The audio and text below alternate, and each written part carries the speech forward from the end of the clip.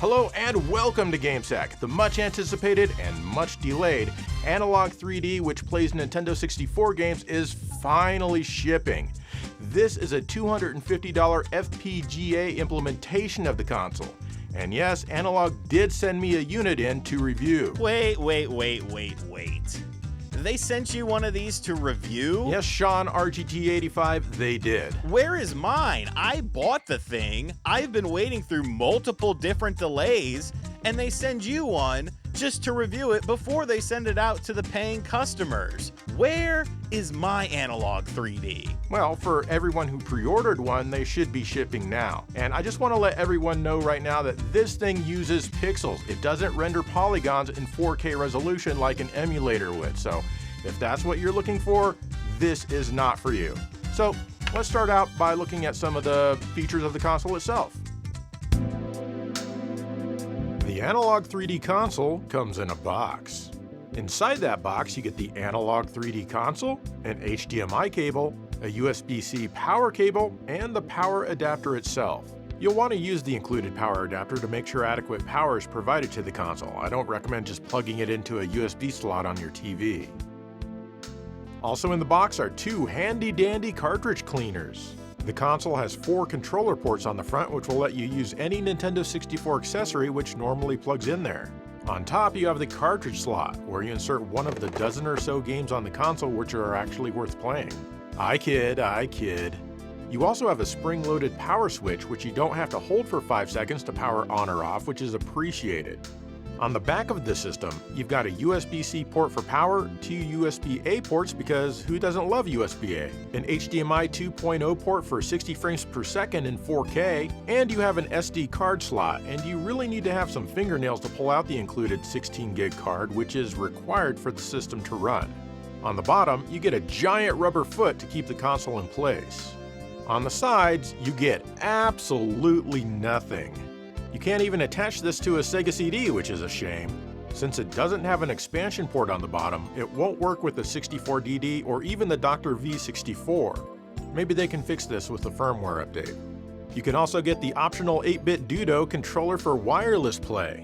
This looks and feels nice, similar to any random controller for any random modern console these days. I do wish that they had kept the colors of the face buttons instead of having them be all black, especially since many games showed the colored buttons on screen. It would also help it to stand out in your pile of modern controllers. This is yet another Nintendo 64 aftermarket controller where the big shoulder buttons are Z or Z on both sides. That means you need to hold the controller in an awkward position like this to replicate holding a real Nintendo 64 controller. I always forget about this, as both of my fingers rest comfortably on the Z triggers, or Z triggers. As a result, I am partial to the original controllers, but I do like the analog stick on the 8-bit Dudos. The advantage with the 8-bit Do controller, God I hate that name, is that you can call up the menu with just a single button. But you can do it with a real controller as well. Just memorize these button combos and be exact about them and you'll be fine. One thing that's really cool about the 8-bit Do controller, you can turn on the system by holding a start, that's awesome. When powering on the console for the first time, you're forced to scroll through and agree to the Exciting User License Agreement, or EULA. Because playing Nintendo 64 games requires legal protection. I didn't read it, nobody ever does. Not sure how binding these things really are in the modern age anyway, I think it depends. But I doubt it's anything to worry about even if it does hold up in court. They should offer a full refund to anyone who does not agree to it though. I mean, come on. Right now, the Analogue 3D menu is surprisingly basic and sparse, though there are some cool options. Plug in a game and it's usually recognized. You get a nice graphical label as well as a tiny amount of information about the game. What's supposed to be here but isn't yet is the date that you added the cart to the system and how long you've played it for. The system doesn't have any clock or date settings yet. In fact, pretty much none of the features shown on Analogue's own website are in here yet. If you press the right shoulder button, not the Z or Z button, be careful, you go into an option screen for the system. Here, you can select your output resolution. You can choose 1080p or 4K at either 60 or 50 frames per second. If you're playing on a 720p display, you can go straight to hell. When will this console support the Analogue DAC for output to a real CRT? My guess is never, and that goes for the Analogue Pocket and Duo as well. Then there's ALLM, which is Auto Low Latency Mode. If your TV supports this, it'll engage for slightly lower latency. You can toggle HDR, but it's grayed out for me, despite being connected to an Elgato 4K 60S Plus and an LG 27UN850, both of which support HDR. But I did get HDR working on my LG C1 77-inch TV, and it displays in HLG mode. I'm finding that HDR is actually just a hair dimmer than SDR. This comparison was shot on a camera with locked manual settings, the same for both. It's truly an apples-to-apples comparison. You can even see this on the main menu. The HDR on the right is less bright. If your TV has dynamic tone mapping, it can look a little brighter, and I was able to get this after updating my TV's firmware. Note that there are no settings to adjust HDR once you get there, so overall the HDR implementation is currently disappointing. I hope that they fix this soon, but honestly it's not really big on my list because SDR looks just fine. There's also a sync mode option which can't currently be adjusted and is stuck on 0 delay. This means that the system is running at a full 60 frames per second instead of the Nintendo 64's native refresh rate of 59.82 frames per second. That means after, let's say, 12 minutes, the Analogue Duo will be just over 2 seconds ahead of a real console. Can't even do a full 60 frames per second. Get out of here, old man! If you have a cartridge highlighted, you can press the right C button to enter the options for that particular game. You need to set these up on a game-by-game basis, and each game can have different settings retained. You can enable or disable the expansion pack. You can't currently change the region settings. You can turn on deblur to help the console's visuals look less vomit-inducing. The 32-bit color toggle allows you to enjoy the internal full RGBA pipeline, whereas the real console converted this to 16-bit color before it was output because the real console sucks. I'm kidding again, maybe. This option can fix some nasty dithering in many games, and it does a lot to help keep you from projecting vomit. Can you tell the difference? My stomach sure can. There's a disable texture filtering option that's grayed out. Maybe they'll implement this in the future. Oh well, I guess that helps keep Nintendo 64 games looking like Nintendo 64 games. Turn that off and they start looking like PlayStation and Saturn games. Disable anti-aliasing also helps reduce the blur further in many games. Below that, you can force the original hardware speeds for the CPU and the GPU. Otherwise, you have a few options. Auto is the default and it adjusts based on the game. Enhanced gives the game more RAM, Enhanced Plus gives the game more RAM and overclocks the graphics, and then Unleashed, which has it all, more RAM, overclocked graphics, and an overclocked CPU. It's not clear how much overclocking is going on. Here's an example of each mode using the exciting Pilotwings 64 title screen. Wow! Here's an in-game example of each mode, also from Pilotwings 64. The Unleashed mode is more or less about the same as the Poly Mega speed in this particular game at this particular part. In some games, these options will have the side effect of making the gameplay actually faster instead of just the frame rate, like Batman Beyond here. In fact, any mode other than Force Original Hardware or Auto will make this game run way too fast. The Auto mode does a good job of keeping the game speed normal but increasing the frame rate slightly if it's able to. Moving on to the display mode, you have your choice of several different styles of CRTs, like professional BVMs and PVMs, and also CRT and scan lines. Okay. Yeah, the nomenclature here may be a little odd, but just pick whatever looks best to you. You can adjust a few different aspects of each, including the overall image size. Again, this all needs to be set on a game-by-game basis, and you'll have to set this up for each new game that you insert. I prefer a global setting, where if I changed it for a particular game, it sticks only for that title. I think this is the plan for the future because on the SD card there's a folder for global settings, but it currently ignores anything in this folder. The scan lines here look mostly great, and that's what really takes advantage of the 4K resolution, as the phosphor detail is rather intricate. I do think that the screen gets slightly too dim though, and there's no option to adjust brightness when the scan lines are enabled. Why not?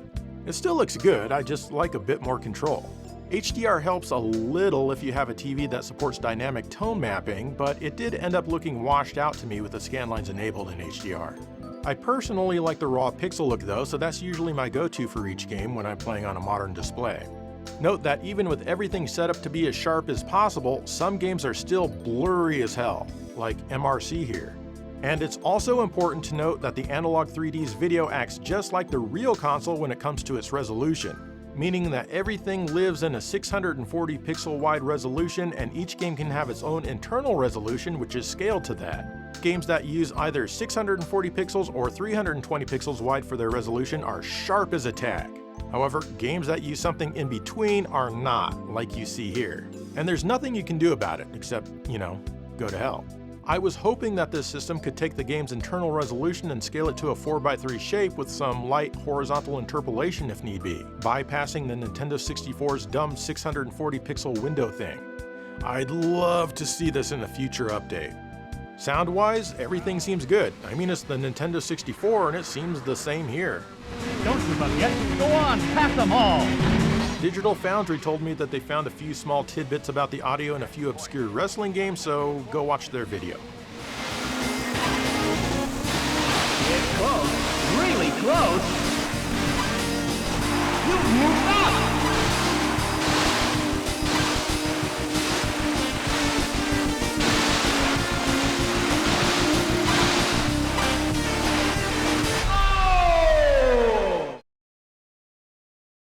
Alright, now let's check out how the gameplay performs across a whole bunch of different titles. You better play some wrestling games in this video or else I'm turning it off. Legit. Alright, fine, I'll see what I can do. Checkpoint. The compatibility of the Analogue 3D is pretty damn good. It works with every real Nintendo 64 cartridge I've thrown at it. There were 2 occasions where an official cartridge wasn't recognized but would play anyway. Cleaning the cartridge and then reinserting it made the system recognize the game. However, it will only recognize the official library, no aftermarket stuff or flash cartridges. Speaking of flash cartridges, you're probably wondering, does the EverDrive 64 work? Yes, indeed it does, perfectly I might add. Though there are some definite caveats. I have the EverDrive version 3. I also tried the earliest revision EverDrive and that doesn't boot up at all, and I guess the same is true of the X7. I don't know, and I don't care if any of the cheap pirated EverDrive hardware works. At the beginning I was using OS 3.04 on my EverDrive and compatibility with games was sporadic. I'd often get a red screen followed by black. Pressing the reset button and trying the games a few times would often get the games to run. But not always perfectly. Castlevania Legacy of Darkness would always freeze before I got into the game. However, using my big dumb brain, I decided to downgrade the OS on my EverDrive 64 to 2.13 and now it works perfectly all the time, every time. Even Castlevania Legacy of Darkness works properly. So, on to the games and how they play. One of the first things that I noticed was the Analogue 3D's handling of games that use interlacing, or lack of handling. There are no de-interlacing options at all, and we're left with the god-awful weave function only.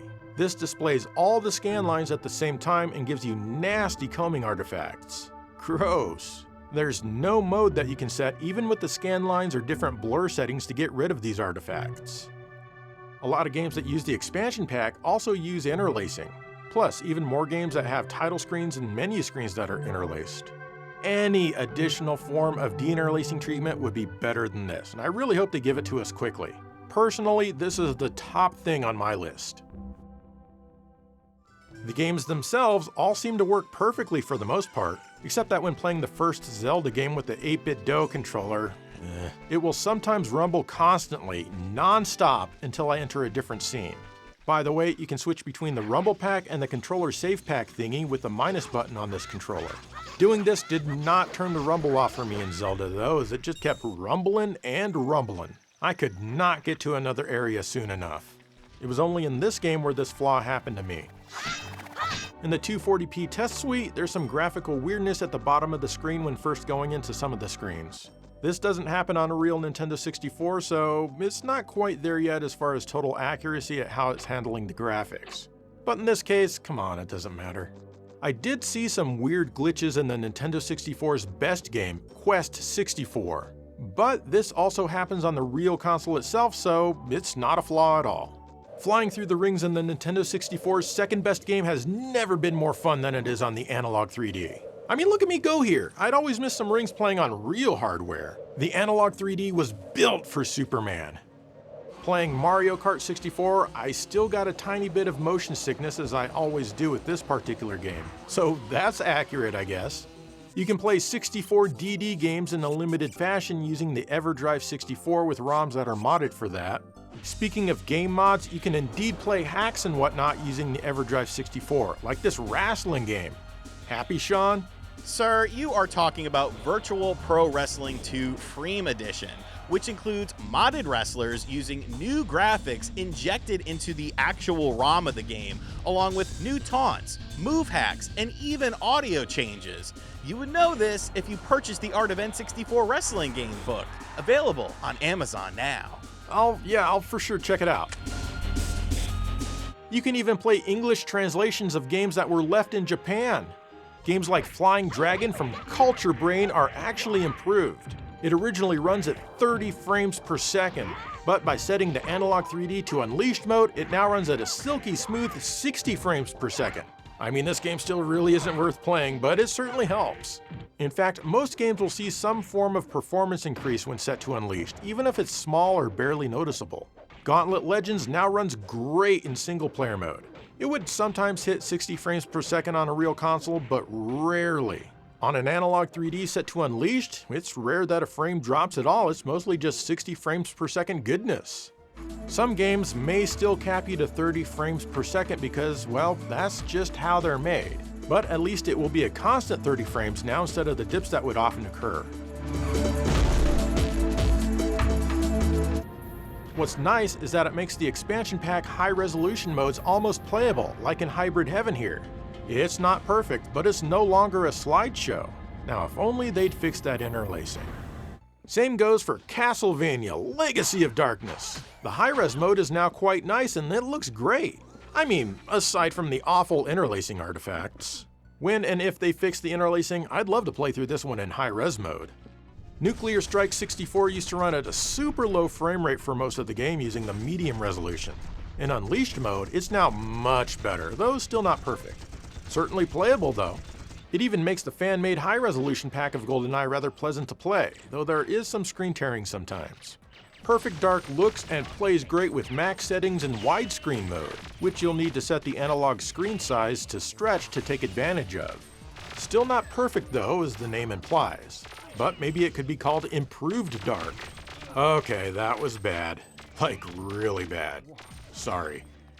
Star Fox 64 looks great with D-blur, no anti-aliasing, and especially with 32-bit color. I always thought this game was so fuzzy and muddy looking, but now it not only looks acceptable, but actually pretty good. In fact, Star Fox 64 has never looked better. Well, I mean, I guess it did on the 3DS. When I say never, I don't mean it literally, just in a sensational way since I'm a YouTuber and it's required by law that I sensationalize everything. Look it up, it's true. You're probably not gonna believe this, but multiplayer games work great as well. I mean, if you have a friend or something similar. I mean, just look at me kicking ass in Beetle Adventure Racing.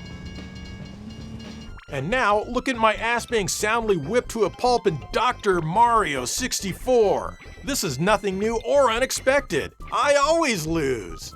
Even Hydro Thunder works in multiplayer mode, up to 4 simultaneous players if you have the expansion pack enabled, and why wouldn't you for this game?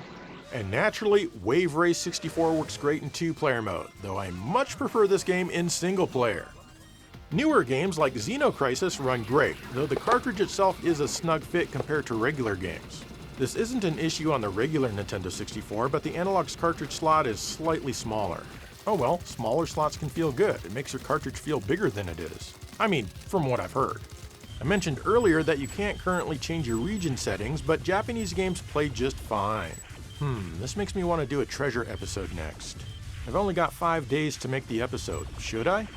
Even exciting European games like Taz Express here work fine. Using an EverDrive 64, we see that unreleased prototypes like Viewpoint 2064 look and run great. Well, okay, it runs great. I wouldn't necessarily say that it looks great. It's Viewpoint 2064. Same with the unreleased 40 Winks. Cool stuff here. I guess I haven't really played much of it. Even Dinosaur Planet works. However, you may need to go into the ED64 folder on your EverDrive, open up the save DB text file, and type DP=5 and then save it. This will force the EverDrive to use the proper save method for that particular game, and now it can run. Sadly, you can't play this one using the Unleashed mode, and I really want to. You can only play using Auto, Force Original Hardware, or Enhanced. Enhanced is ever so slightly improved, and you can still use the D-Blur, 32-bit color, and all that, so better than nothing. Dinosaur Planet is an awesome game, and the story behind it is pretty wild, how Miyamoto just kind of went up into Rare and was like, hey, I like this game. It's mine now. We're gonna put some Star Fox stuff in here instead. Shiggy knows best. You can even play NES games using the EverDrive, though they don't look very good because they're only 256 pixels wide, and that doesn't fit evenly into the Nintendo 64 640 pixel wide window. I'll give that a pass though. What's nice is that each game gets its own individual save slot on the SD card. Games that use a battery still save to the battery, but you no longer need to worry about the controller packs. Keep in mind that if you use an EverDrive 64, you get one controller pack for every game on there, and you'll need to manage stuff, or just let the EverDrive 64 manage it for you using real controller packs with a real controller. Now, you might not think it because of all of the things that I've brought up in this episode, but generally, I'm really enjoying the Analogue 3D so far. It's a great way to play your Nintendo 64 games. If only they'd fix that interlacing ugliness and maybe a few of my other little quibbles, then it would be outstanding. How will it compare to the upcoming Mod Retro M64 FPGA Nintendo 64? I'm not sure, but it'll cost $50 less, but it hasn't had a date announced yet. Word is that it'll be based on the Mr. Core, and that's nothing to sneeze at. This will all be interesting for sure.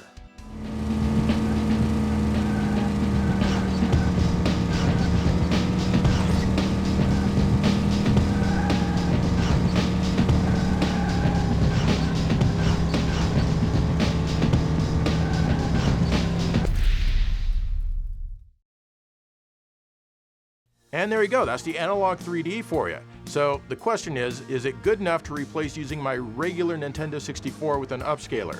Right now the answer is hell no, because of the way it handles interlacing. If they fix that, and if they fix it well, then it becomes yes, absolutely. And if they can fix some of my other little quibbles, like having games scaled up from their native resolution, becomes a resounding hell yes. Thank you for the video review, Joe. I'm glad you enjoyed your system. I'm totally not jealous that you got one before I did as a paying customer. Not jealous at all. So, what are your thoughts on the Analogue 3D? Did you pre-order one? Are you going to when they come back online, or do you just not care about it? Let me know. In the meantime, thank you for watching GameSack.